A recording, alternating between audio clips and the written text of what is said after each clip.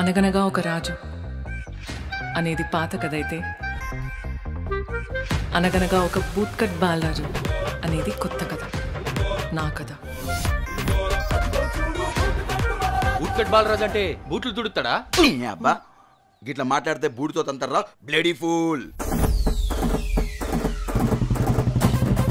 మంచివేనారా?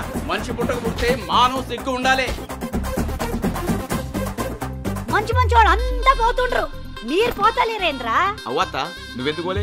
అంటే నువ్వు మంచిదాన్ని కాదా?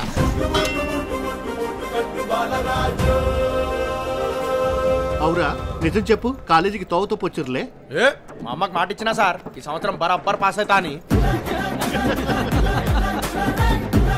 కొంతమంది ఉంటారు తిననీకనే పుడతారు. నువ్వు కాబట్టి బతుకున్నావు, అదే వేరే వాడైతే ఎప్పుడో మందు దాగి చచ్చిపోతుండే. ఫీల్ అవుకో, ఈ ఊర్లోని బ్రాండ్ అలాంటిది.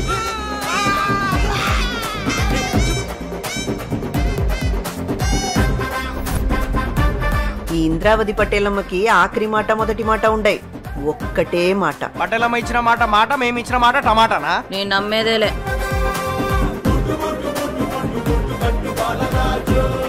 అమ్మాయిలు నువ్వు అనుకున్నంత మంచోళ్ళు కాదురా. నా పానం పోతుందంటే ఆగాకు తానం చేసి రెడీ అవుతా అనే టైపు రా. అంతే అంతే అంతే. విజయం వచ్చే ముంగట ఆగివని మామూలేరా. నా ఉచుడుతాయి నాశనం అయిపోతారా. మీ మీద మన్ను కూడా మీ మొలుతారు.